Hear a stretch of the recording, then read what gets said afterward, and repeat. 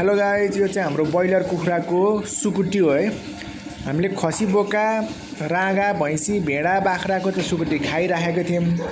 अनि यो चाहिँ हाम्रो ब्रोइलरको पनि एकदम बोनलेस सुकुटी हो। एकदम मिठो हुन्छ है। यसको यो पुरै अलिअलि बोसो भएको एकदम राम्रो बोनलेस सुकुटी हो है साथीहरू। तपाईहरुले पनि बनाएर खानु होला। एकदमै मिठो हुन्छ। अहिलेसम्म खानु भएको छैन होला, किनकि हामीले ब्रोइलर कुखुराको मासु खान्छौँ, सुकुटी खाँदैनौँ। यदि तपाईहरुले पनि घरमा पाल्नु भएको छ र 1.5-2 महिनाको 2 महिनाभन्दा माथिको 4-5 केजीको ब्रोइलर कुखुराको बनाउनुहोस्। एकदमै राम्रो, एकदमै जुसी हुन्छ भन्दै आजको भिडियो यहीँ अन्त्य गर्छु। अर्को भिडियोमा भेट्ने बाचा गर्दै बिदा हुन्छु। Bye bye.